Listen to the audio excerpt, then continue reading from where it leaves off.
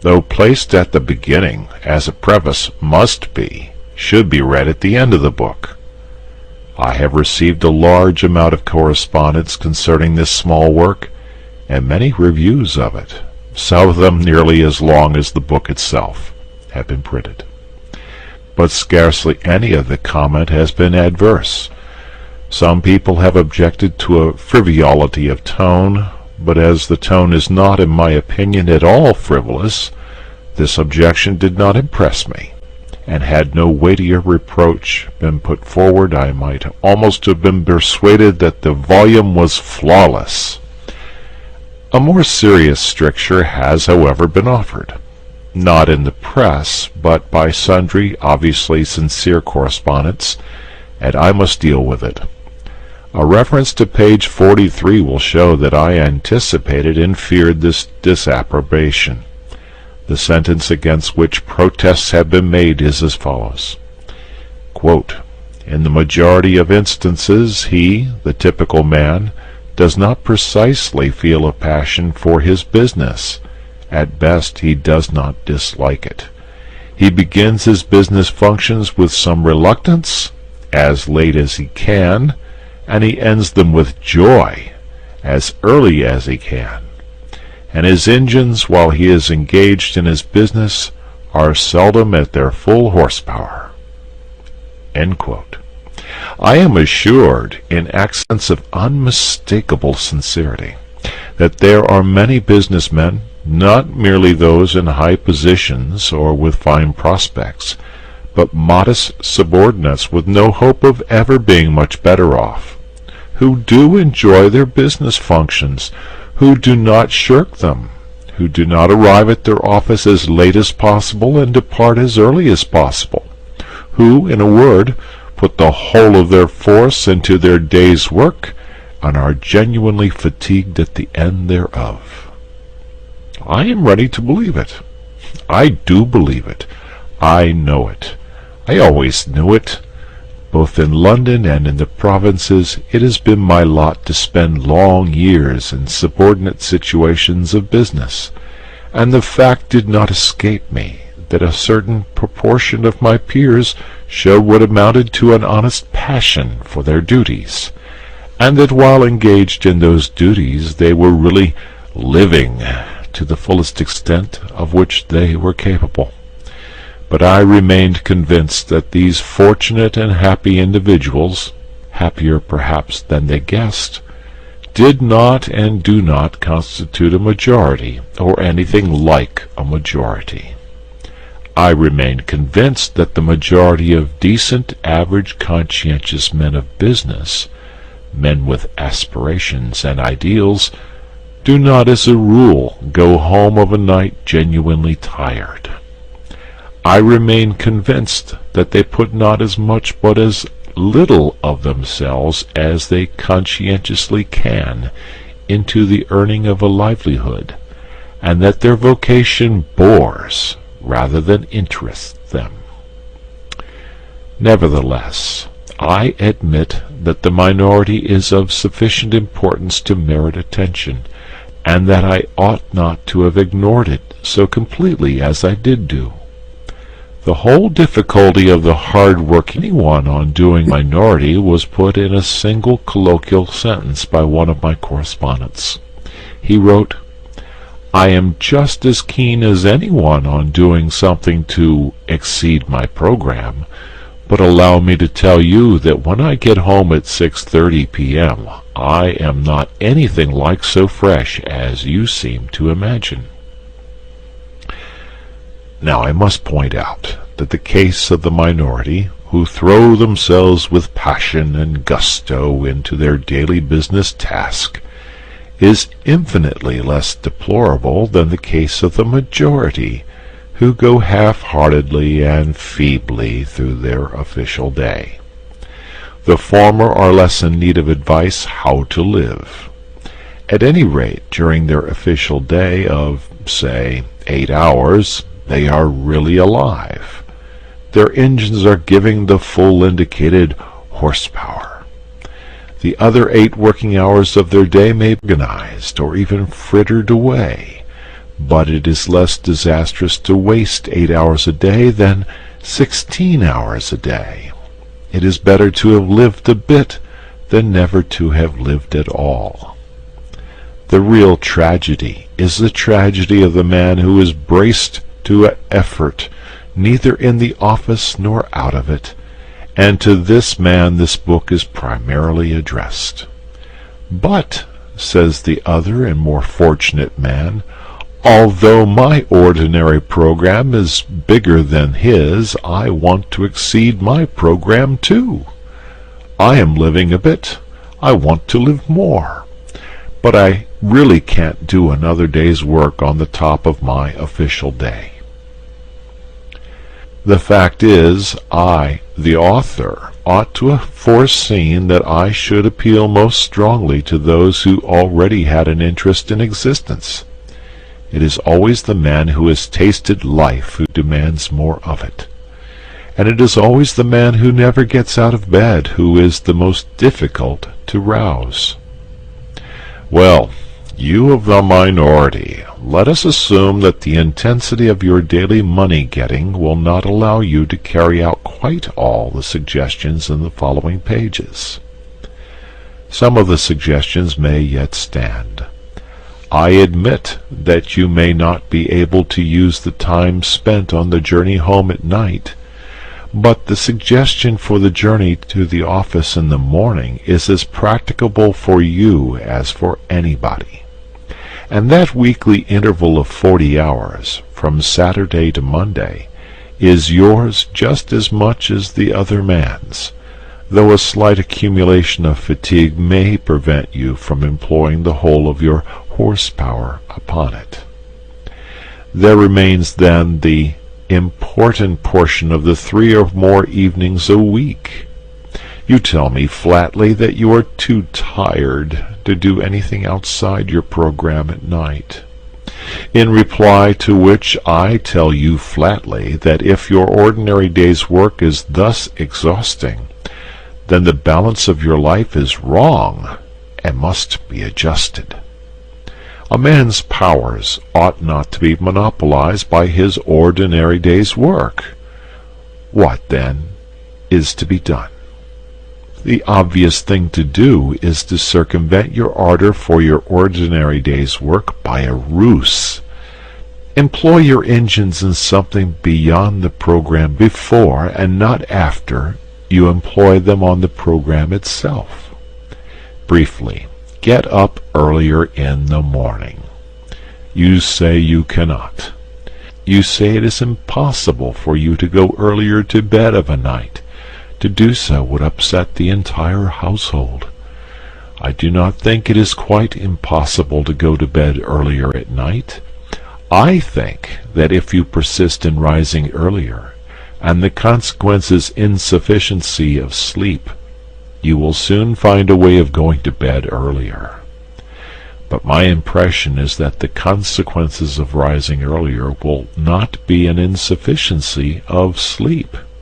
My impression, growing stronger every year, is that sleep is partly a matter of habit and of slackness. I am convinced that most people sleep as long as they do because they are at a loss for any other diversion. How much sleep do you think is daily obtained by the powerful, healthy man who daily rattles up your street in charge of Carter Patterson's van? I have consulted a doctor on this point.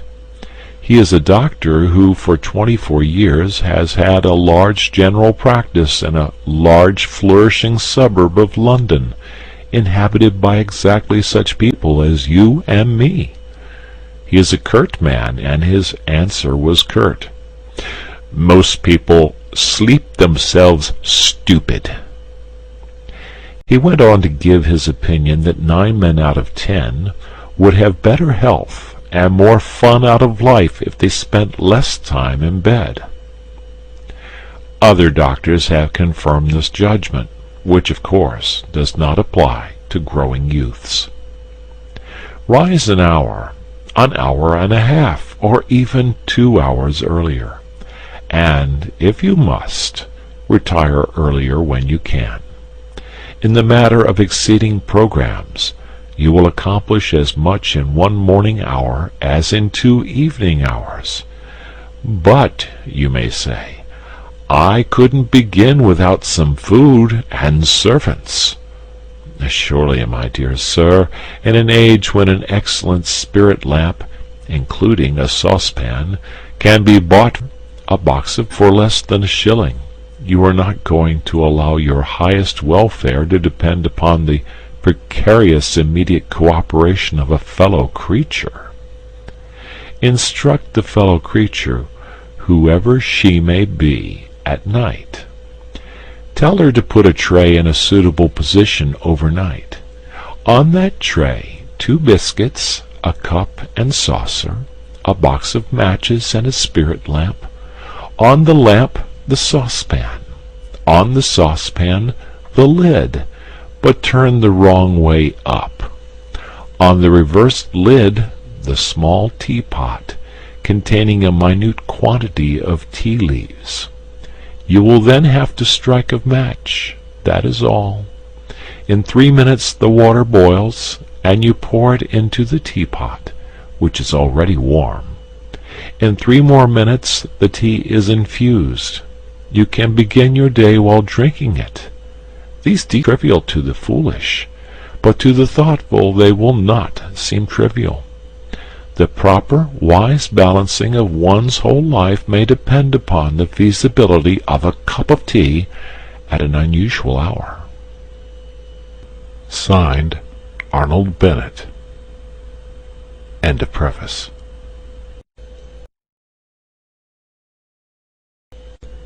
How to Live on 24 Hours a Day by Arnold Bennett.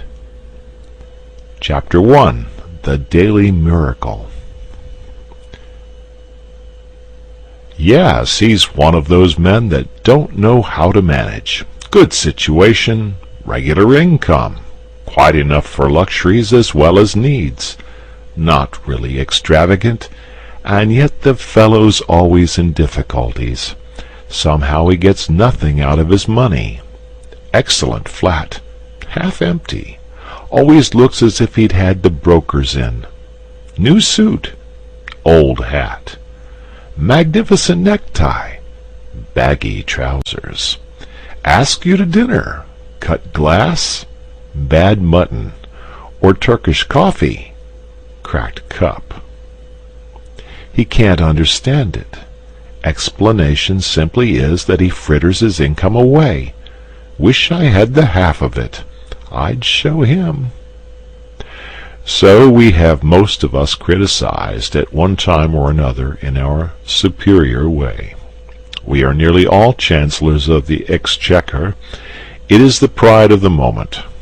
Newspapers are full of articles explaining how to live on such and such a sum, and these articles provoke a correspondence whose violence proves the interest they excite. Recently, in a daily organ, a battle raged round the question whether a woman can exist nicely in the country on £85 a year. I have seen an essay, How to Live on 8 shillings a Week, but I have never seen an essay, How to Live on 24 hours a Day. Yet it has been said that time is money. That proverb understates the case. Time is a great deal more than money. If you have time, you can obtain money, usually.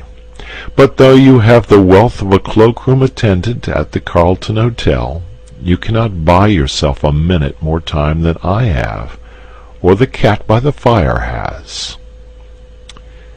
Philosophers have explained space. They have not explained time. It is the inexplicable raw material of everything. With it, all is possible. Without it, nothing. The supply of time is truly a daily miracle, an affair genuinely astonishing when one examines it. You wake up in the morning, and lo! Your purse is magically filled with 24 hours of the unmanufactured tissue of the universe of your life. It is yours. It is the most precious of possessions, a highly singular commodity showered upon you in a manner as singular as the commodity itself. For remark, no one can take it from you. It is unstealable, and no one receives either more or less than you receive. Talk about an ideal democracy. In the realm of time there is no aristocracy of wealth and no aristocracy of intellect. Genius is never rewarded by even an extra hour a day. And there is no punishment. Waste your infinitely precious commodity as much as you will, and the supply will never be withheld from you. No mysterious power will say, "This man is a fool, if not a knave. He does not deserve time. He shall be cut off at the meter." It is more certain than consols, and payment of income is not affected by Sundays. Moreover, you cannot draw on the future. Impossible to get into debt. You can only waste the passing moment. You cannot waste tomorrow. It is kept for you. You cannot waste the next hour. It is kept for you. I said the affair was a miracle. Is it not? You have to live on this 24 hours of daily time. Out of it you have to spin health, pleasure, money, content, respect, and the evolution of your immortal soul. Its right use, its most effective use, is a matter of the highest urgency and of the most thrilling actuality. All depends on that. Your happiness, the elusive prize that you are all clutching for, my friends, depends on that. Strange that the newspapers, so enterprising and up-to-date as they are not full of how to live on a given income of time instead of how to live on a given income of money. Money is far commoner than time. When one reflects, one perceives that money is just about the commonest thing there is. It encumbers the earth in gross heaps. If one can't contrive to live on a certain income of money, one earns a little more, or steals it, or advertises for it. One doesn't necessarily muddle one's life because one can't quite manage on £1,000 a year. One braces the muscles and makes it guineas and balances the budget. But if you cannot arrange that an income of 24 hours a day shall exactly cover all proper items of expenditure, one does muddle one's life definitely. The supply of time, though gloriously regular, is cruelly restricted. Which of us lives on 24 hours a day? And when I say lives, I do not mean exists, nor muddles through. Which of us is free from that uneasy feeling that the great spending departments of his daily life are not managed as they ought to be? Which of us is quite sure that his fine suit is not surmounted by a shameful hat, or that in attending to the crockery he has forgotten the quality of the food? Which of us is not saying to himself, which of us has not been saying to himself all his life, "I shall alter that when I have a little more time"? We never shall have any more time. We have, and we have always had, all the time there is. It is the realization of this profound and neglected truth, which, by the way, I have not discovered, that has led me to the minute practical examination of daily time. Expenditure. End of chapter. Chapter 2. The desire to exceed one's program. But, someone may remark with the English disregard of everything except the point, What is he driving at with his 24 hours a day? I have no difficulty in living on 24 hours a day. I do all that I want to do, and still find time to go in for newspaper competitions. Surely it is a simple affair, knowing that one has only 24 hours a day, to content oneself with 24 hours a day. To you, my dear sir, I present my excuses and apologies. You are precisely the man that I have been wishing to meet for about 40 years. Will you kindly send me your name and address, and state your charge for telling me how you do it? Instead of me talking to you, you ought to be talking to me. That you exist, I am convinced, and that I have not yet encountered you is my loss. Meanwhile, until you appear, I will continue to chat with my companions in distress, that innumerable band of souls who are haunted, more or less painfully, by the feeling that the years slip by, and slip by, and slip by, and that they have not yet been able to get their lives into proper working order. If we analyze that feeling, we shall perceive it to be primarily one of uneasiness, of expectation, of looking forward, of aspiration. It is a source of constant discomfort, for it behaves like a skeleton at the feast of all our enjoyments. We go to the theater and laugh, but between the acts it raises a skinny finger at us. We rush violently for the last train, and while we are cooling a long age on the platform waiting for the last train, it promenades its bones up and down by our side, and inquires, "O man, what hast thou done with thy youth? What art thou doing with thine age?" You may urge that this feeling of continuous looking forward, of aspiration, is part of life itself, and inseparable from life itself. True. But there are degrees. A man may desire to go to Mecca. His conscience tells him that he ought to go to Mecca. He fares forth, either by the aid of cooks or unassisted. He may probably never reach Mecca. He may drown before he gets to Port Said.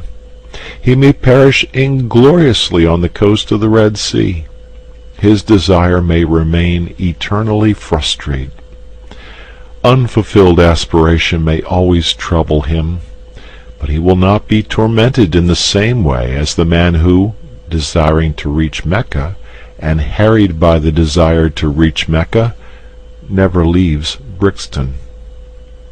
It is something to have left Brixton. Most of us have not left Brixton.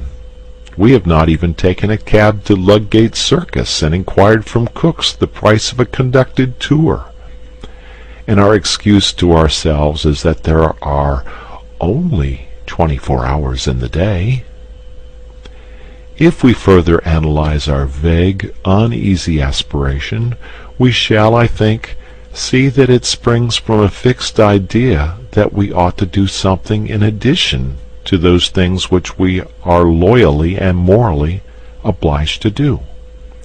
We are obliged, by various codes written and unwritten, to maintain ourselves and our families, if any, in health and comfort, to pay our debts, to save, to increase our prosperity by increasing our efficiency.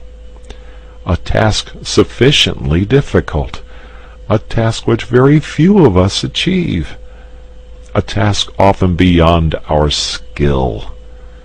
Yet, if we succeed in it, as we sometimes do, we are not satisfied. The skeleton is still with us.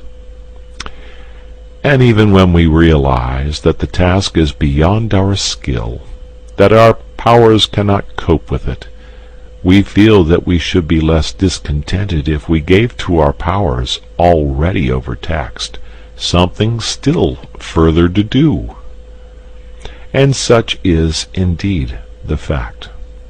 The wish to accomplish something outside their formal program is common to all men who in the course of evolution have risen past a certain level.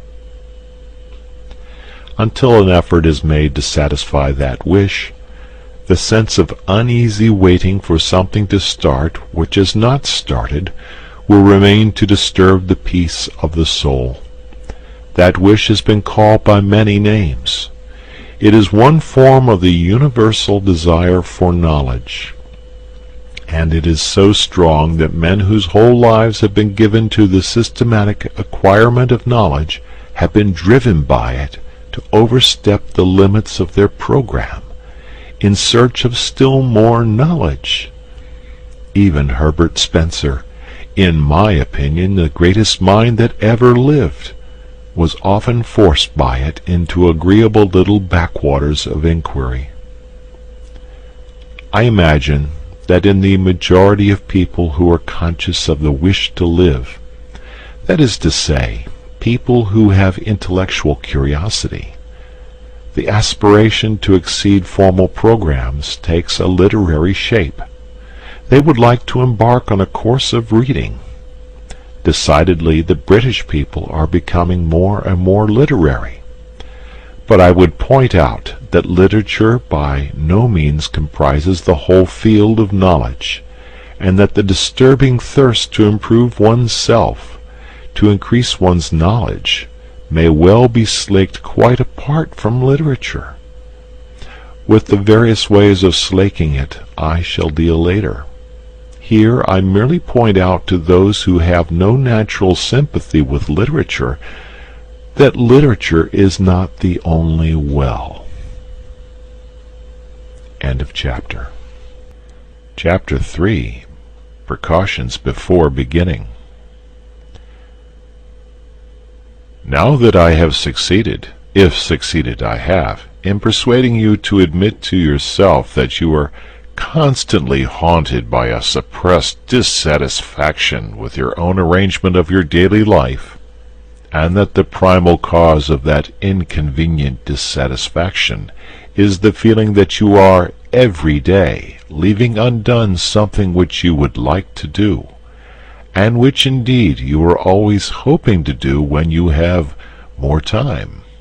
And now that I have drawn your attention to the glaring, dazzling truth that you will never have more time, since you already have all the time there is, you expect me to let you into some wonderful secret by which you may at any rate approach the ideal of a perfect arrangement of the day, and by which, therefore, that haunting, unpleasant, daily disappointment of things left undone will be got rid of. I have found no such wonderful secret, nor do I expect to find it, nor do I expect that anyone else will ever find it. It is undiscovered. When you first began to gather my drift, perhaps there was a resurrection of hope in your breast. Perhaps you said to yourself, "This man will show me an easy, unfatiguing way of doing what I have so long in vain wished to do." Alas, no. The fact is that there is no easy way, no royal road. The path to Mecca is extremely hard and stony, and the worst of it is that you never quite get there after all. The most important preliminary to the task of arranging one's life so that one may live fully and comfortably within one's daily budget of 24 hours is the calm realization of the extreme difficulty of the task, of the sacrifices and the endless effort which it demands. I cannot too strongly insist on this. If you imagine that you will be able to achieve your ideal by ingeniously planning out a timetable with a pen on a piece of paper, you had better give up hope at once. If you are not prepared for discouragements and disillusions, if you will not be content with a small result for a big effort, then do not begin. Lie down again and resume the uneasy doze which you call your existence. It is very sad, is it not? Very depressing and somber. And yet I think it is rather fine, too, this necessity for the tense bracing of the will before anything worth doing can be done. I rather like it myself. I feel it to be the chief thing that differentiates me from the cat by the fire.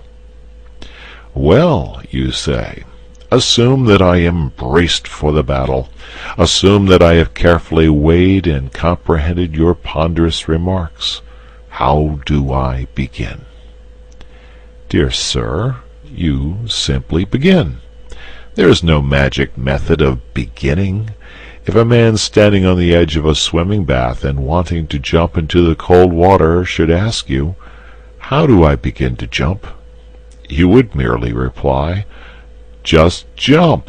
Take hold of your nerves and jump." As I have previously said, the chief beauty about the constant supply of time is that you cannot waste it in advance. The next year, the next day, the next hour are lying ready for you, as perfect, as unspoilt, as if you had never wasted or misapplied a single moment in all your career, which fact is very gratifying and reassuring. You can turn over a new leaf every hour if you choose. Therefore no object is served in waiting till next week, or even until tomorrow. You may fancy that the water will be warmer next week. It won't. It will be colder. But before you begin, let me murmur a few words of warning in your private ear. Let me principally warn you against your own ardor. Ardor in well-doing is a misleading and a treacherous thing. It cries out loudly for employment. You can't satisfy it at first. It wants more and more.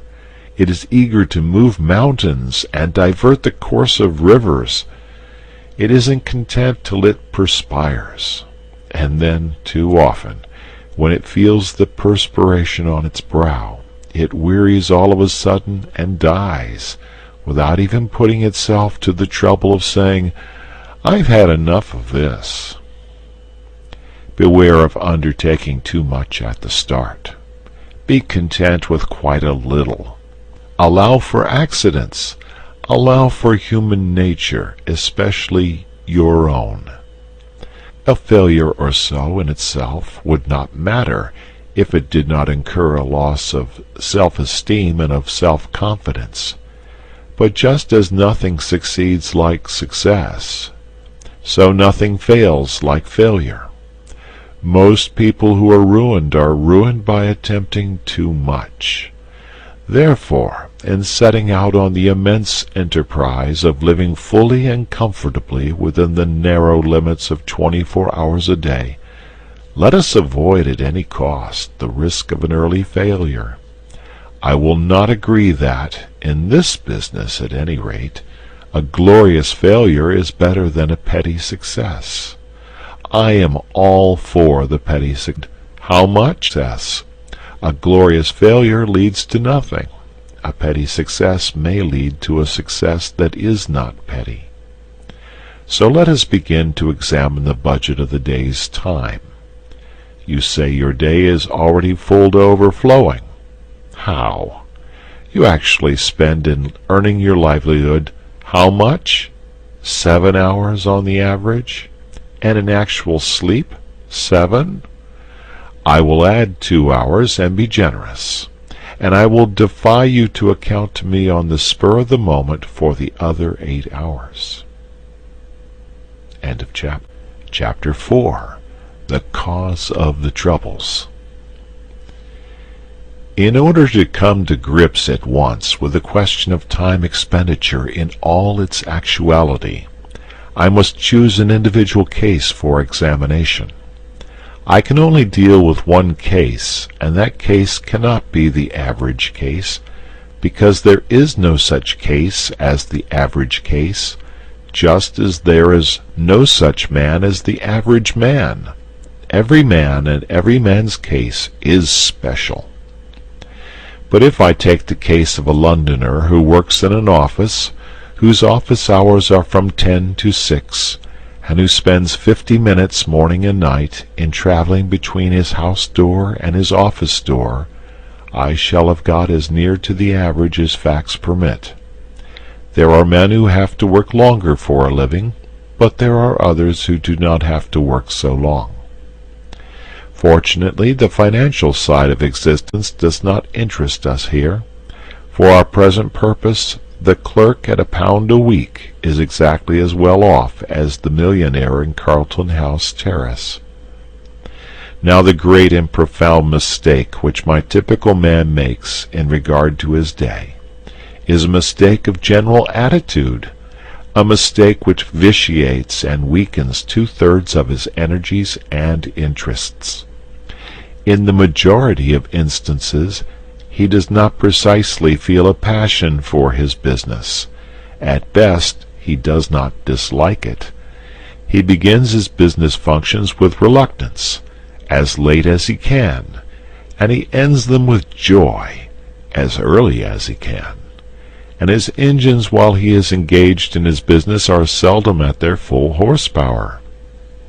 I know that I shall be accused by angry readers of traducing the city worker, but I am pretty thoroughly acquainted with the city, and I stick to what I say. Yet in spite of all this, he persists in looking upon those hours from 10 to 6 as the day, to which the 10 hours preceding them and the 6 hours following them are nothing but a prologue and epilogue. Such an attitude, unconscious though it be, of course kills his interest in the odd 16 hours, with the result that, even if he does not waste them, he does not count them. He regards them simply as margin. This general attitude is utterly illogical and unhealthy, since it formally gives the central prominence to a patch of time and a bunch of activities which the man's one idea is to get through and have done with. If a man makes 2/3 of his existence subservient to 1/3, for which admittedly he has no absolutely feverish zest, how can he hope to live fully and completely? He cannot. If my typical man wishes to live fully and completely, he must, in his mind, arrange a day within a day, and this inner day, a Chinese box in a larger Chinese box, must begin at 6 p.m. and end at 10 a.m. It is a day of 16 hours, and during all these 16 hours he has nothing whatever to do but cultivate his body and his soul and his fellow men. During those 16 hours he is free. He is not a wage earner. He is not preoccupied with monetary cares. He is just as good as a man with a private income. This must be his attitude, and his attitude is all important. His success in life, much more important than the amount of estate upon which his executors will have to pay estate duty, depends on it. What? You say that full energy given to those 16 hours will lessen the value of the business 8? Not so. On the contrary, it will assuredly increase the value of the business 8. One of the chief things which my typical man has to learn is that the mental faculties are capable of a continuous hard activity. They do not tire like an arm or a leg. All they want is change, not rest, except in sleep. I shall now examine the typical man's current method of employing the 16 hours that are entirely his, beginning with his uprising. I will merely indicate things which he does and which I think he ought not to do, postponing my suggestions for planting the times when I shall have cleared, as a settler clears spaces in a forest. In justice to him, I must say that he wastes very little time before he leaves the house in the morning at 9:10. In too many houses he gets up at 9, breakfasts between 9:07 and 9:30, and then bolts. But immediately he bangs the front door, his mental faculties, which are tireless, become idle. He walks to the station in a condition of mental coma. Arrived there, he usually has to wait for the train. On hundreds of suburban stations every morning you see men calmly strolling up and down platforms, while railway companies unblushingly rob them of time, which is more than money. Hundreds of thousands of hours are thus lost every day, simply because my typical man thinks so little of time that it has never occurred to him to take quite easy precautions against the risk of its loss. He has a solid coin of time to spend every day. Call it a sovereign. He must get change for it, and in getting change he is content to lose heavily. Supposing that in selling him a ticket, the company said, "We will change your sovereign, but we shall charge you 3 halfpence for doing so." What would my typical man exclaim? Yet that is the equivalent of what the company does when it robs him of 5 minutes twice a day. You say I am dealing with minutiae. I am, and later on I will justify myself. Now will you kindly buy your paper and step onto the train? End of chapter. Chapter 5. Tennis and the Immortal Soul. You get into the morning train with your newspaper, and you calmly and majestically give yourself up to your newspaper. You do not hurry. You know you have at least half an hour of security in front of you. As your glance lingers idly at the advertisements of shipping and of songs on the outer pages, your air is the air of a leisured man, wealthy in time, of a man from some planet where there are 124 hours a day instead of 24. I am an impassioned reader of newspapers. I read 5 English and 2 French dailies, and the news agents alone know how many weeklies regularly. I am obliged to mention this personal fact lest I should be accused of a prejudice against newspapers when I say that I object to the reading of newspapers in the morning train. Newspapers are produced with rapidity, to be read with rapidity. There is no place in my daily program for newspapers. I read them as I may in odd moments, but I do read them. The idea of devoting to them 30 or 40 consecutive minutes of wonderful solitude, for nowhere can one more perfectly immerse oneself in oneself than in a compartment full of silent, withdrawn, smoking males, is to me repugnant. I cannot possibly allow you to scatter priceless pearls of time with such oriental lavishness. You are not the Shah of time. Let me respectfully remind you that you have no more time than I have. No newspaper reading in trains. I have already put by about 3/4 of an hour for use. Now you reach your office, and I abandon you there till 6 o'clock. I am aware that you have nominally an hour, often in reality an hour and a half, in the midst of the day, less than half of which time is given to eating. But I will leave you all that to spend as you choose. You may read your newspapers then. I meet you again as you emerge from your office. You are pale and tired. At any rate, your wife says you are pale, and you give her to understand that you are tired.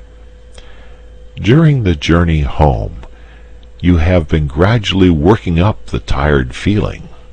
The tired feeling hangs heavy over the mighty suburbs of London like a virtuous and melancholy cloud, particularly in winter.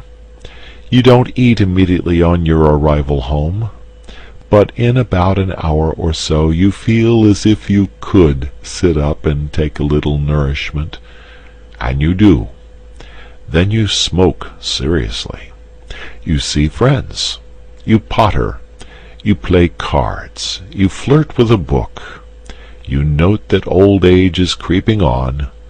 You take a stroll. You caress the piano. By Jove, 11:15. You then devote quite 40 minutes to thinking about going to bed, and it is conceivable that you are acquainted with a genuinely good whiskey. At last you go to bed, exhausted by the day's work. 6 hours, probably more, have gone since you left the office, gone like a dream, gone like magic, unaccountably gone.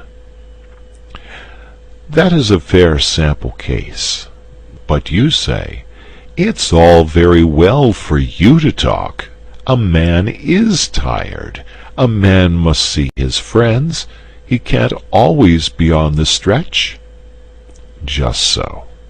But when you arrange to go to the theater, especially with a pretty woman, what happens? You rush to the suburbs. You spare no toil to make yourself glorious in fine raiment. You rush back to town in another train. You keep yourself on the stretch for 4 hours, if not 5. You take her home. You take yourself home. You don't spend 3/4 of an hour in thinking about going to bed. You go. Friends and fatigue have equally been forgotten, and the evening has seemed so exquisitely long, or perhaps too short. And do you remember that time when you were persuaded to sing in the chorus of the Amateur Operatic Society, and slaved 2 hours every other night for 3 months? Can you deny that when you have something definite to look forward to, and that you eventide, something that is to employ all your energy, the thought of that something gives a glow and a more intense vitality to the whole day? What I suggest is that at 6 o'clock you look facts in the face and admit that you are not tired, because you are not, you know, and that you arrange your evening so that it is not cut in the middle by a meal. By so doing you will have a clear expanse of at least 3 hours. I do not suggest that you should employ 3 hours every night of your life in using up your mental energy, but I do suggest that you might, for commencement, employ an hour and a half every other evening in some important and consecutive cultivation of the mind. You will still be left with 3 evenings for friends, bridge, tennis, domestic scenes, odd reading, gardening, pottering, and prize competitions. You will still have the terrific wealth of 45 hours between 2 p.m. Saturday and 10 a.m. Monday. If you persevere, you will soon want to pass 4 evenings, and perhaps 5, in some sustained endeavor to be genuinely alive, and you will fall out of that habit of muttering to yourself at 11:15 p.m., "Time to be thinking about going to bed." The man who begins to go to bed 40 minutes before he opens his bedroom door is bored. That is to say, he is not living. But remember, at the start, those 90 nocturnal minutes thrice a week must be the most important minutes in the 10,080. They must be sacred, quite as sacred as a dramatic rehearsal or a tennis match. Instead of saying, "Sorry I can't see you, old chap, but I have to run off to the tennis club," you must say, "But I have to work." This, I admit, is intensely difficult to say. Tennis is so much more urgent than the immortal soul. End of chapter. Chapter 6. Remember human nature. I have incidentally mentioned the vast expanse of 45 hours between leaving business at 2 p.m. on Saturday and returning to business at 10 a.m. on Monday. And here I must touch on the point whether the week should consist of 6 days or of 7. For many years, in fact, until I was approaching 40, my own week consisted of 7 days. I was constantly being informed by older and wiser people that more work, more genuine living, could be got out of 6 days than out of 7. And it is certainly true that now, with 1 day in 7 in which I follow no program, and make no effort save what the caprice of the moment dictates, I appreciate intensely the moral value of a weekly rest. Nevertheless, had I my life to arrange over again, I would do again as I have done. Only those who have lived at the full stretch 7 days a week for a long time can appreciate the full beauty of a regular, recurring idleness. Moreover, I am aging, and it is a question of age.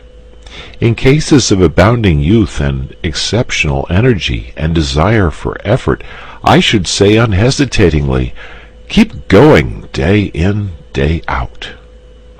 But in the average case, I should say, confine your formal program, super-program, I mean, to 6 days a week.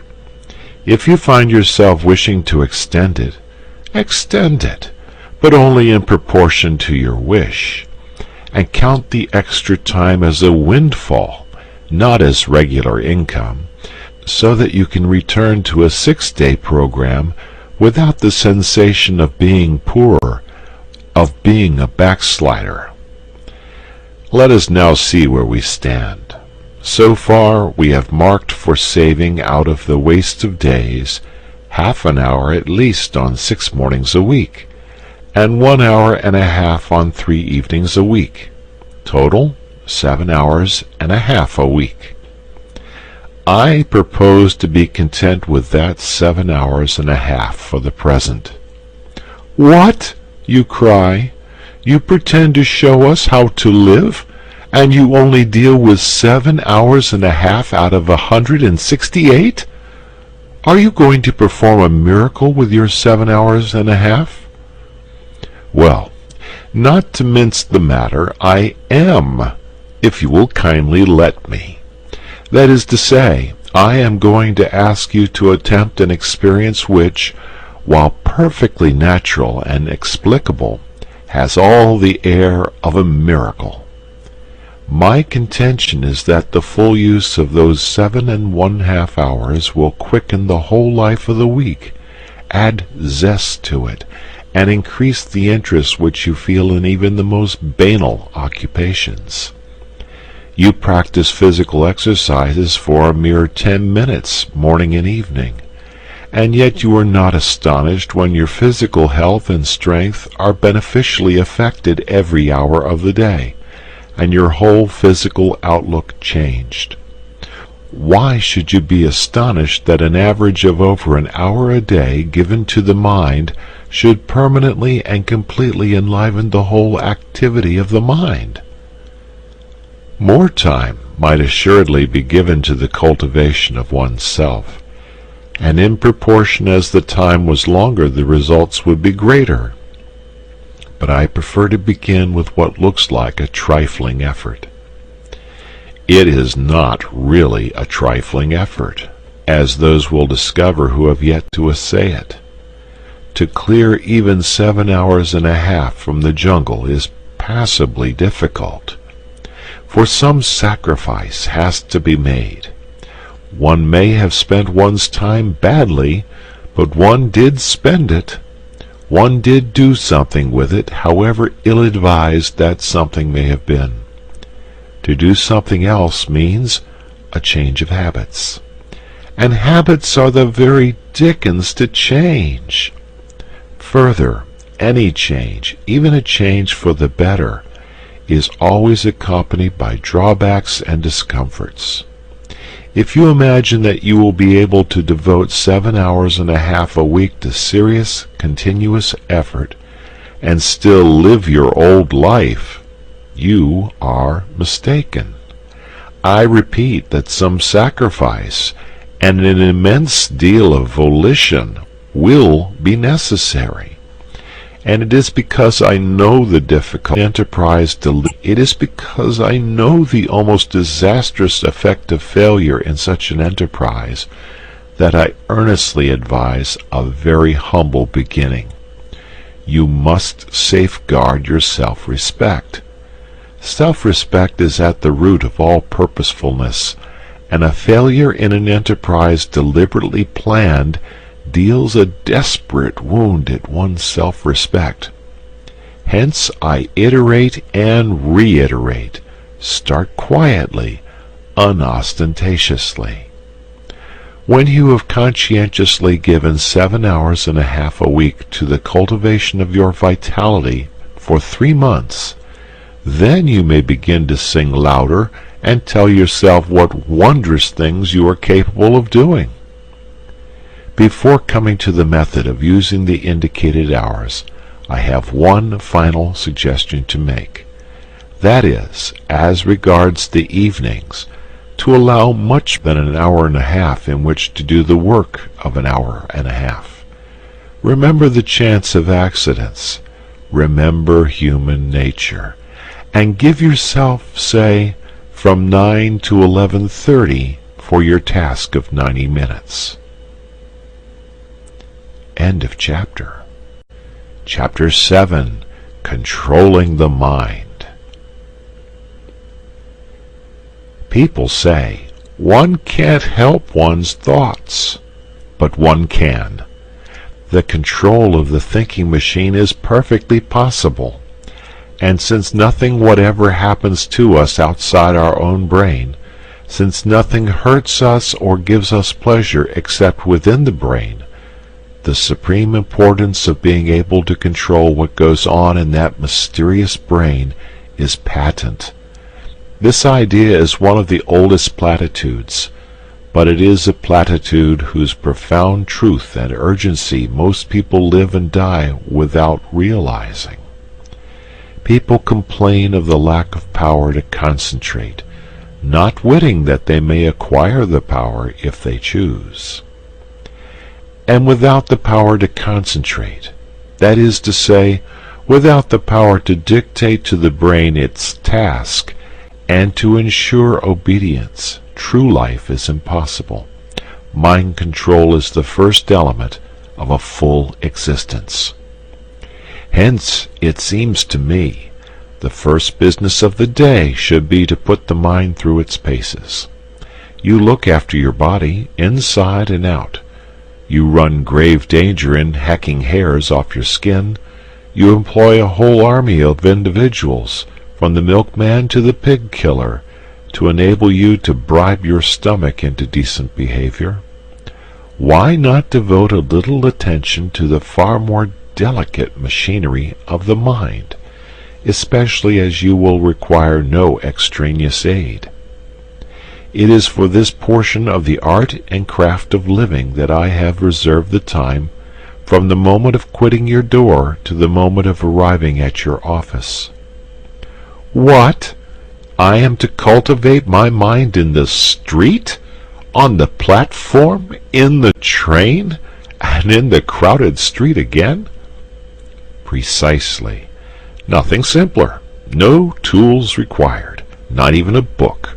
Nevertheless, the affair is not easy.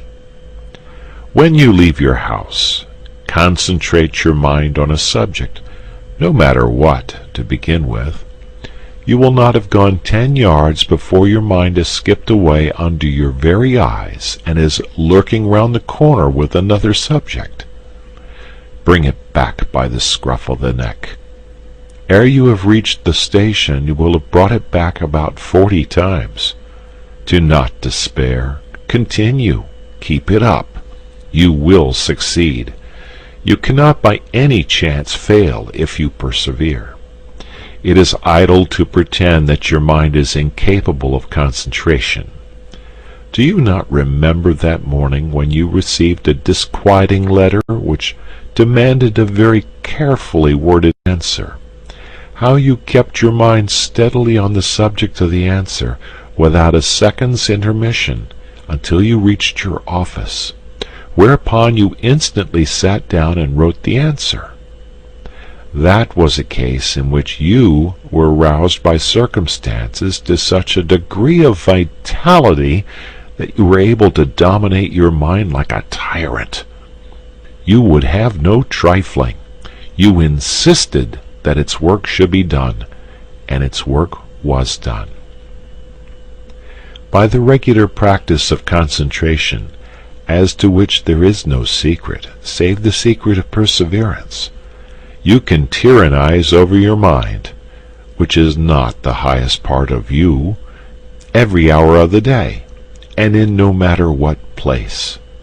The exercise is a very convenient one. If you got into your morning train with a pair of dumbbells for your muscles, or an encyclopedia in 10 volumes for your learning, you would probably excite remark. But as you walk in the street, or sit in the corner of the compartment behind a pipe, or strap-hang on the subterranean, who is to know that you are engaged in the most important of daily acts? What asinine boor can laugh at you? I do not care what you concentrate on, so long as you concentrate. It is the mere disciplining of the thinking machine that counts. But still, you may as well kill 2 birds with 1 stone and concentrate on something useful. I suggest, it is only a suggestion, a little chapter of Marcus Aurelius or Epictetus. Do not, I beg, shy at their names. For myself, I know nothing more actual, more bursting with plain common sense, applicable to the daily life of plain persons like you and me, who hate airs, pose, and nonsense, than Marcus Aurelius or Epictetus. Read a chapter, and so short they are, the chapters, in the evening, and concentrated on it the next morning. You will see. Yes, my friend, it is useless for you to try to disguise the fact. I can hear your brain like a telephone at my ear. You are saying to yourself, "This fellow was doing pretty well up to his 7th chapter. He had begun to interest me faintly.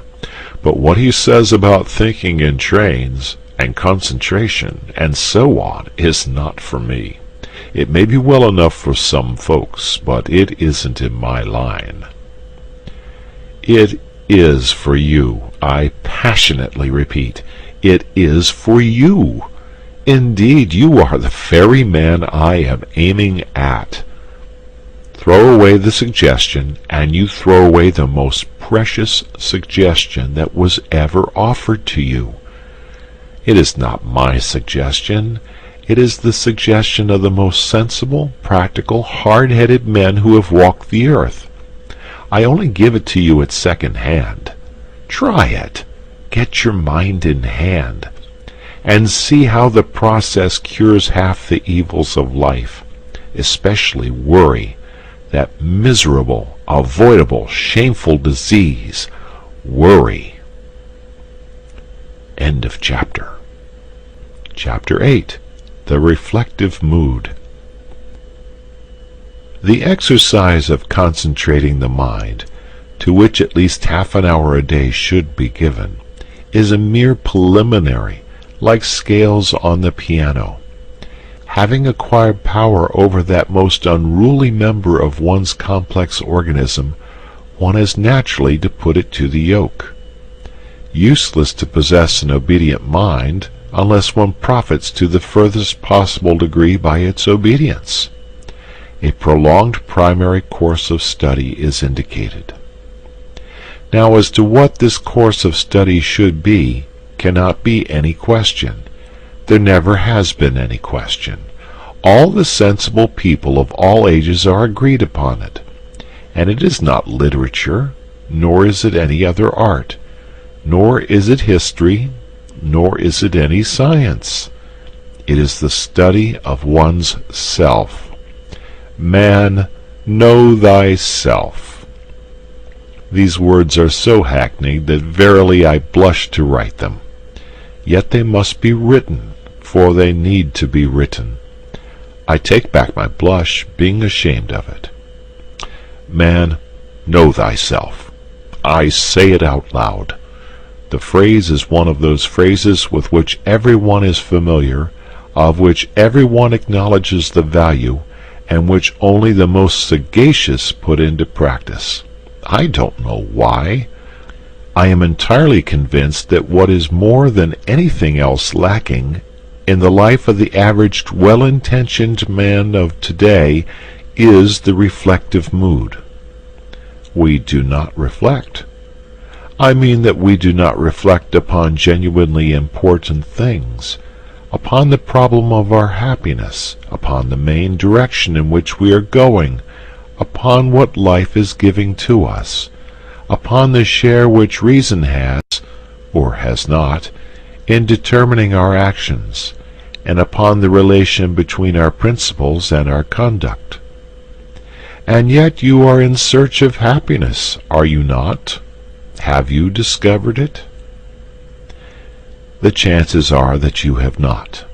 The chances are that you have already come to believe that happiness is unattainable.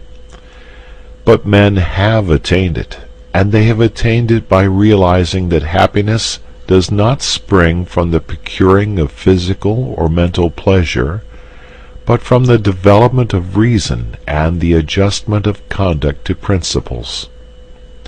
I suppose that you will not have the audacity to deny this, and if you admit it, and still devote no part of your day to the deliberate consideration of your reason, principles, and conduct, you admit also that while striving for a certain thing you are regularly leaving undone the one act which is necessary to the attainment of that thing.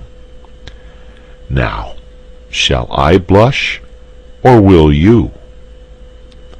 Do not fear that I mean to thrust certain principles upon your attention. I care not, in this place, what your principles are. Your principles may induce you to believe in the righteousness of burglary. I don't mind. All I urge is that a life in which conduct does not fairly well accord with principles is a silly life, and that conduct can only be made to accord with principles by means of daily examination, reflection, and resolution. What leads to the permanent sorrowfulness of burglars is that their principles are contrary to burglary. If they genuinely believed in the moral excellence of burglary, penal servitude would simply mean so many happy years for them. All martyrs are happy because their conduct and their principles agree. As for reason, which makes conduct and is not unconnected with the making of principles, it plays a far smaller part in our lives than we fancy. We are supposed to be reasonable, but we are much more instinctive than reasonable, and the less we reflect, the less reasonable we shall be. The next time you get cross with the waiter because your steak is overcooked, ask reason to step into the cabinet room of your mind and consult her. She will probably tell you that the waiter did not cook the steak, and had no control over the cooking of the steak, and that even if he alone was to blame, you accomplished nothing good by getting cross. You merely lost your dignity, looked a fool in the eyes of sensible men, and soured the waiter, while producing no effect whatever on the steak. The result of this consultation with reason, for which she makes no charge, will be that when once more your steak is overcooked, you will treat the waiter as a fellow creature, remain quite calm in a kindly spirit, and politely insist on having a fresh steak. The gain will be obvious and solid. in the formation or modification of principles, and the practice of conduct. Much help can be derived from printed books, issued at 6d each and upwards. I mentioned in my last chapter Marcus Aurelius and Epictetus. Certain even more widely known works will occur at once to the memory. I may also mention Pascal, La Bruyère, and Emerson. For myself, you do not catch me traveling without my Marcus Aurelius. Yes, books are valuable, but not reading of books of having earned take the place of a daily, candid, honest examination of what one has recently done and what one is about to do, of a steady looking at one's self in the face, disconcerting though the sight may be. When shall this important business be accomplished? The solitude of the evening journey home appears to me to be suitable for it. A reflective mood naturally follows the exertion of having earned the day's living. Of course, if, instead of attending to an elementary and profoundly important duty, you prefer to read the paper, which you might just as well read while waiting for your dinner, I have nothing to say. But attend to it at some time of the day you must. I now come to the evening hours. End of chapter. Chapter 9. Interest in the Arts. Many people pursue a regular and uninterrupted course of idleness in the evenings, because they think that there is no alternative to idleness but the study of literature, and they do not happen to have a taste for literature. This is a great mistake. Of course, it is impossible, or at any rate very difficult, properly to study anything whatever without the aid of printed books. But if you desire to understand the deeper depths of bridge or of boat sailing, you would not be deterred by your lack of interest in literature from reading the best books on bridge or boat sailing. We must therefore distinguish between literature and books treating of subjects not literary. I shall come to literature in due course. Let me now remark to those who have never read Meredith, and who the influence of were capable of being unmoved by a discussion as to whether Mr. Stephen Phillips is or is not a true poet, that they are perfectly within their rights. It is not a crime not to love literature. It is not a sign of imbecility. The mandarins of literature will order out to instant execution the unfortunate individual who does not comprehend, say, the influence of Wordsworth on Tennyson. But that is only their impudence. Where would they be, I wonder, if requested to explain the influences that went to make Tchaikovsky's pathetic symphony? There are enormous fields of knowledge quite outside literature which will yield magnificent results to cultivators. For example, since I have just mentioned the most popular piece of high-class music in England today, I am reminded that the promenade concerts begin at, in order to them, you smoke your cigar or cigarette, and I regret to say that you strike your matches during the soft bars of the Lohengrin overture, and you enjoy the music. But you say you cannot play the piano or the fiddle or even the banjo, that you know nothing of music. What does that matter? That you have a genuine taste for music is proved by the fact that, in order to fill his hall with you and your peers, the conductor is obliged to provide programs from which bad music is almost entirely excluded. A change from the old Covent Garden days.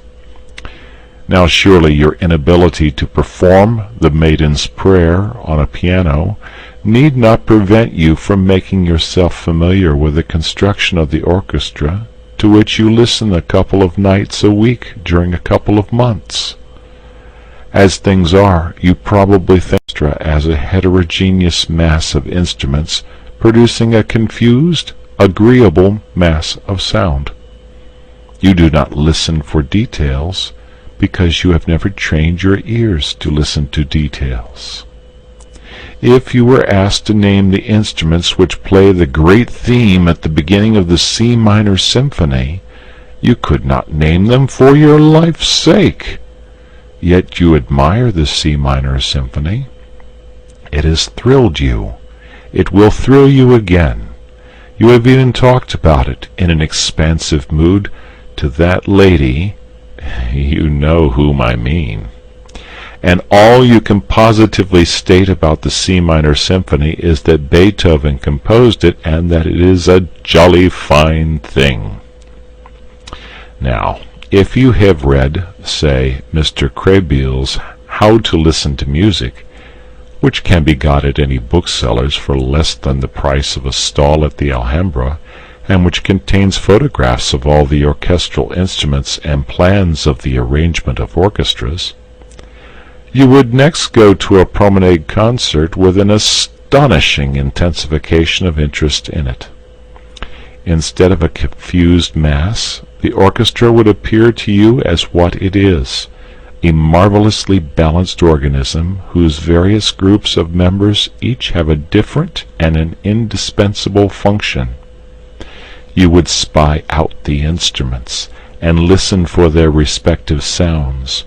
You would know the gulf that separates a French horn from an English horn, and you would perceive why a player of the hautboy gets higher wages than a fiddler, though the fiddle is the more difficult instrument. You would live at a promenade concert, whereas previously you had merely existed there in a state of beatific coma, like a baby gazing at a bright object. The foundations of a genuine, systematic knowledge of music might be laid. You might specialize your inquiries either on a particular form of music, such as the symphony, or on the works of a particular composer. At the end of a year of 48 weeks of 3 brief evenings each, combined with the study of programs, and attendances at concerts chosen out of your increasing knowledge, you would really know something about music, even though you were as far off as ever from jangling the Maiden's Prayer on the piano.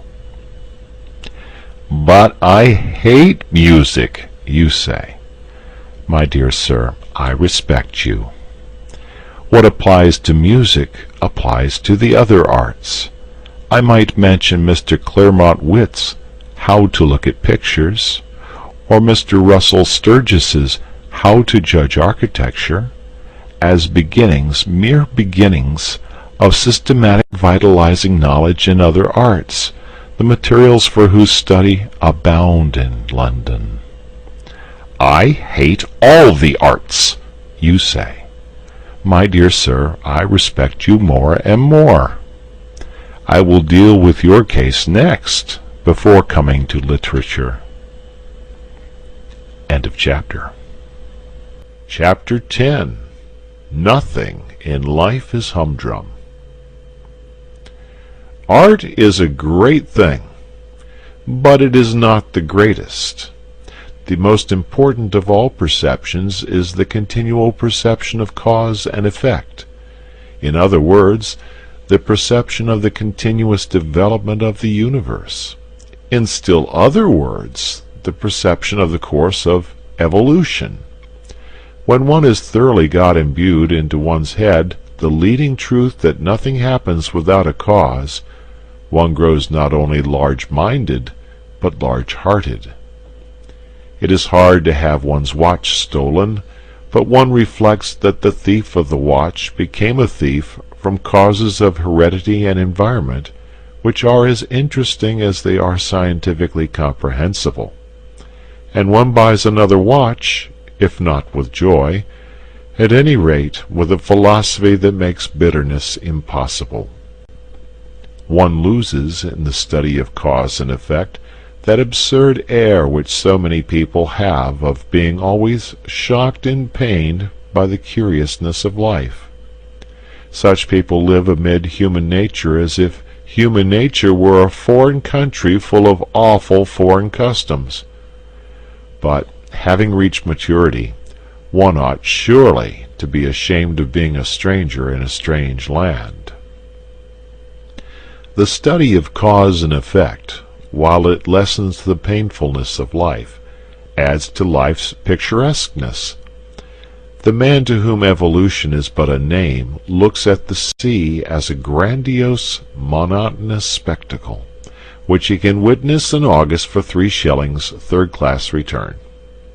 The man who is imbued with the idea of development, of continuous cause and effect, perceives in the sea an element which in the day before yesterday of geology was vapor, which yesterday was boiling, and which tomorrow will inevitably be ice.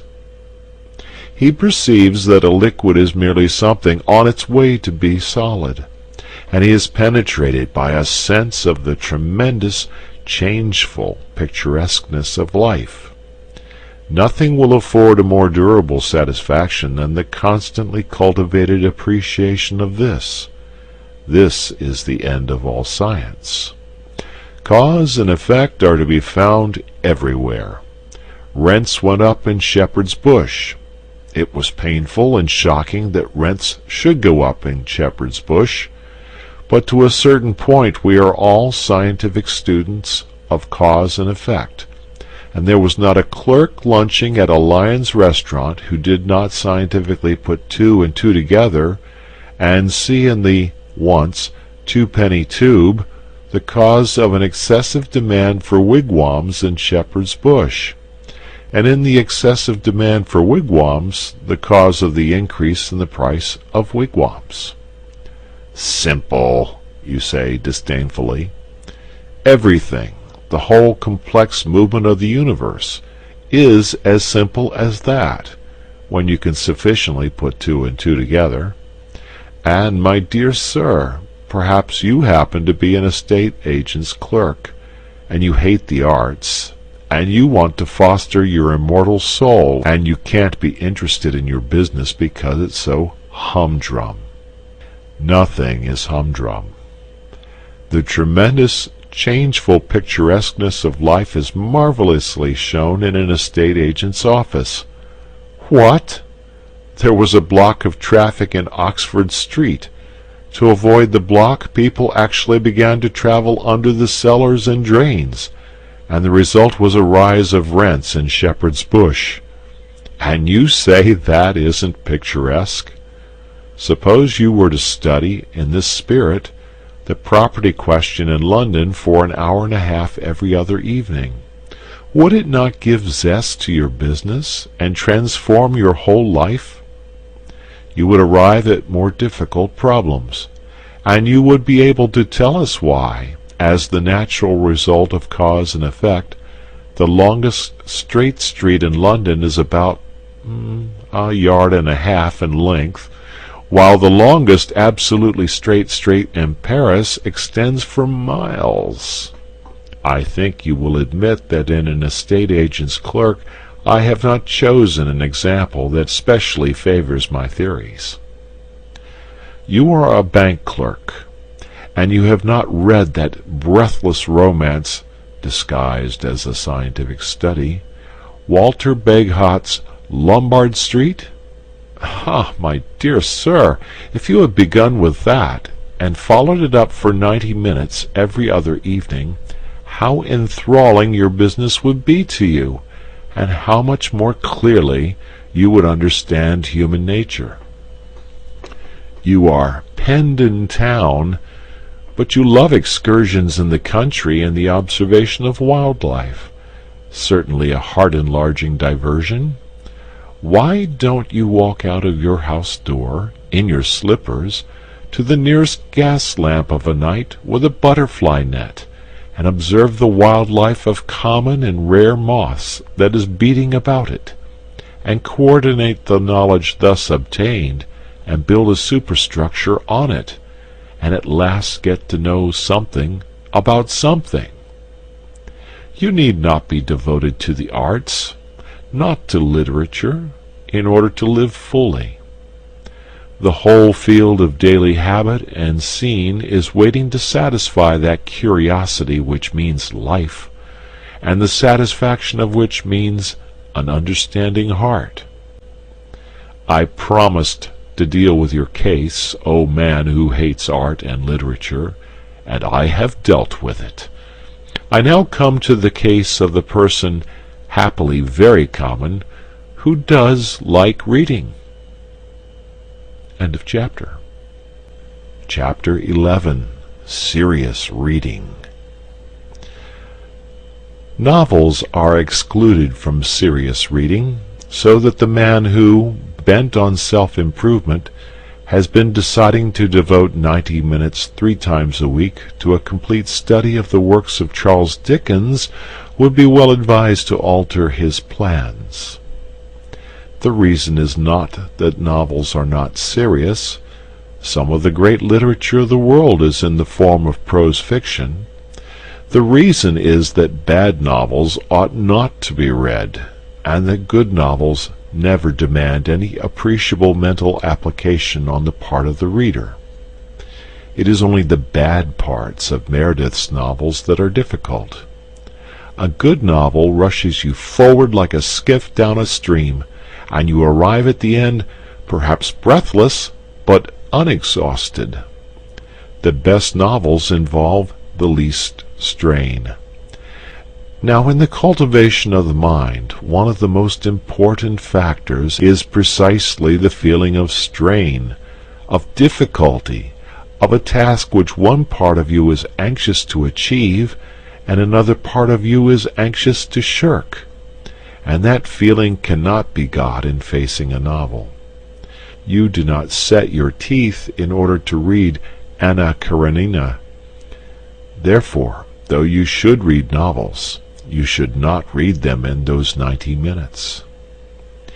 Imaginative poetry produces a far greater mental strain than novels. It produces probably the severest strain of any form of literature. It is the highest form of literature. It yields the highest form of pleasure, and teaches the highest form of wisdom. In a word, there is nothing to compare with it. I say this with sad consciousness of the fact that the majority of people do not read poetry. I am persuaded that many excellent persons, if they were confronted with the alternatives of reading Paradise Lost and going round Trafalgar Square at noonday on their knees in sackcloth, would choose the ordeal of public ridicule. Still, I will never cease advising my friends and enemies to read poetry before anything. If poetry is what is called a sealed book to you, begin by reading Hazlitt's famous essay on the nature of poetry in general. It is the best thing of its kind in English, and no one who has read it can possibly be under the misapprehension that poetry is a medieval torture, or a mad elephant, or a gun that will go off by itself and kill at 40 paces. Indeed, it is difficult to imagine the mental state of the man who, after reading Hazlitt's essay, is not urgently desirous of reading some poetry before his next meal. If the essay so inspires you, I would suggest that you make a commencement with purely narrative poetry. There is an infinitely finer English novel, written by a woman, than anything by George Eliot or the Brontes, or even Jane Austen, which perhaps you have not read. Its title is Aurora Leigh, and its author E.B. Browning. It happens to be written in verse, and to contain a considerable amount of genuinely fine poetry. Decide to read that book through, even if you die for it. Forget that it is fine poetry. Read it simply for the story and the social ideas. And when you have done, ask yourself honestly whether you still dislike poetry. I have known more than one person to whom Aurora Leigh has been the means of proving that, in assuming they hated poetry, they were entirely mistaken. Of course, if, after Hazlitt, and such an experiment made in the light of Hazlitt, you are finally assured that there is something in you which is antagonistic to poetry, you must be content with history or philosophy. I shall regret it, yet not inconsolably.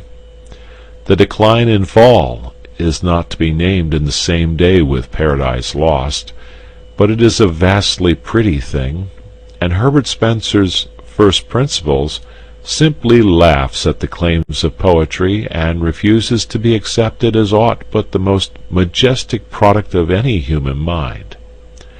I do not suggest that either of these works is suitable for a tyro in mental strains, but I see no reason why any man of average intelligence should not, after a year of continuous reading, be fit to assault the supreme masterpieces of history or philosophy.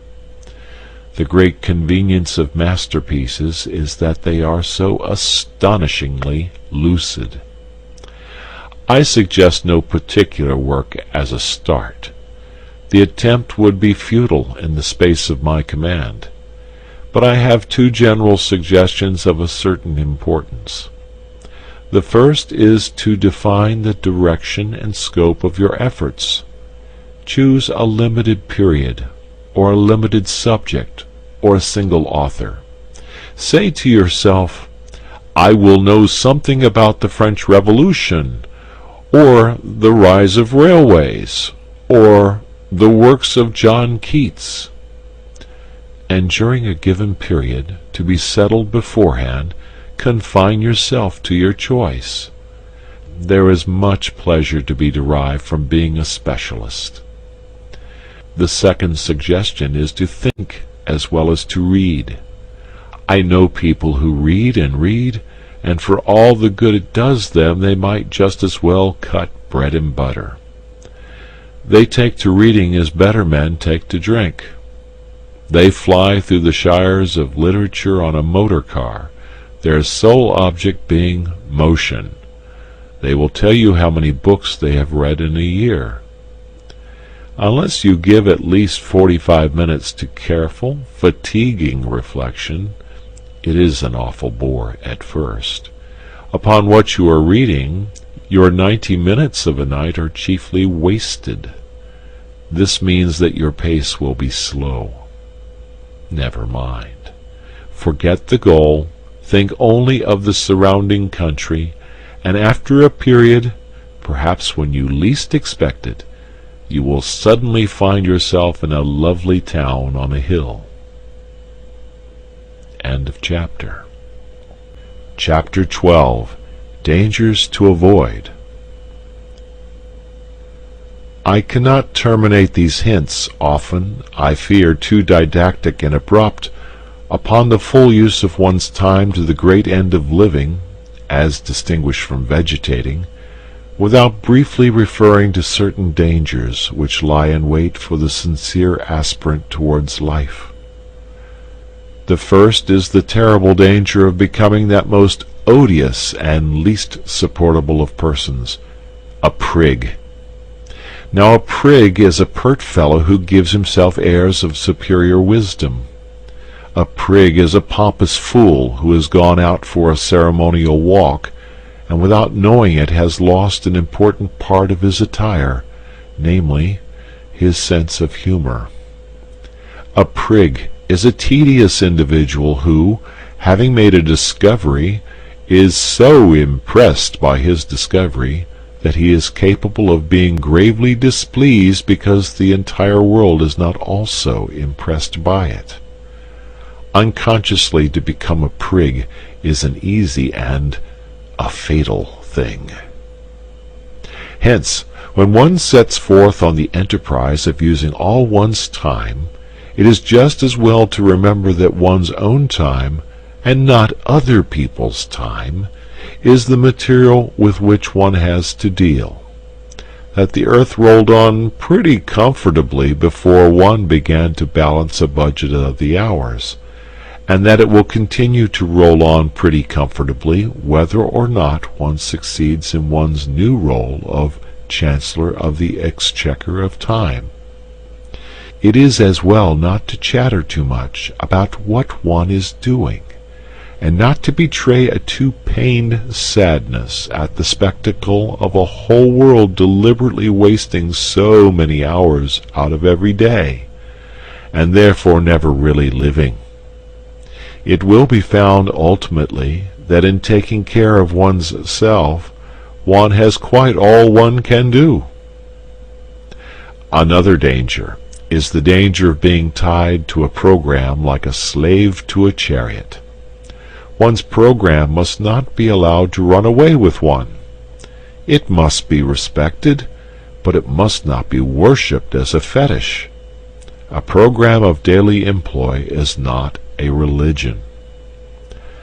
This seems obvious.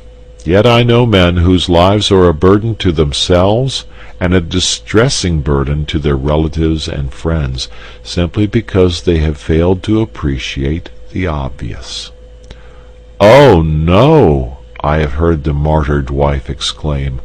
"Arthur always takes the dog out for exercise at 8 o'clock, and he always begins to read at 8:45. So it's quite out of the question that we should," etc., etc. And the note of absolute finality in that plaintive voice reveals the unsuspected and ridiculous tragedy of a career. On the other hand, a program is a program, and unless it is treated with deference, it ceases to be anything but a poor joke. To treat one's program with exactly the right amount of deference, to live with not too much and not too little elasticity, is scarcely the simple affair it may appear to the inexperienced.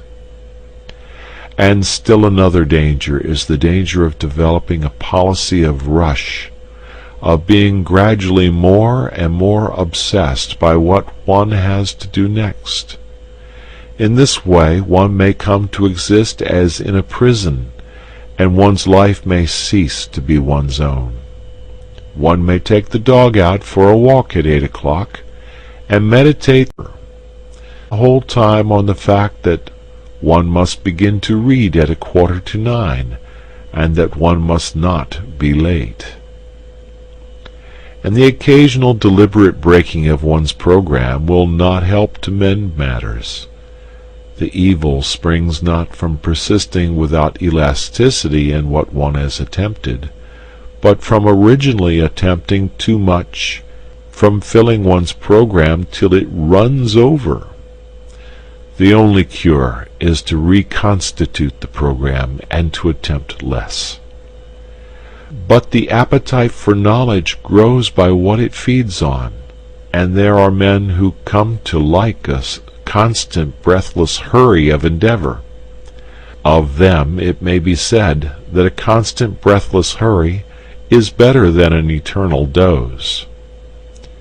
In any case, if the program exhibits a tendency to be oppressive, and yet one wishes not to, an excellent palliative is to pass with exaggerated deliberation from one portion of it to another. For example, to spend 5 minutes in perfect mental quiescence between chaining up the St. Bernard and opening the book. In other words, to waste 5 minutes with the entire consciousness of wasting them. The last and chiefest danger which I would indicate is one to which I have already referred, the risk of a failure at the commencement of the enterprise. I must insist on it. A failure at the commencement may easily kill outright the newborn impulse towards a complete vitality, and therefore every precaution should be observed to avoid it. The impulse must not be overtaxed. Let the pace of the first lap be absurdly slow, but let it be as regular as possible. And, having once decided to achieve a certain task, achieve it at all costs of tedium and distaste. The gain in self-confidence of having accomplished a tiresome labor is immense. Finally, in choosing the first occupations of those evening hours, be guided by nothing whatever but your taste and natural inclination. It is a fine thing to be a walking encyclopedia of philosophy. But if you happen to have no liking for philosophy, and to have a like for the natural history of street cries, much better leave philosophy alone and take to street cries. End of chapter. End of book. Thank you.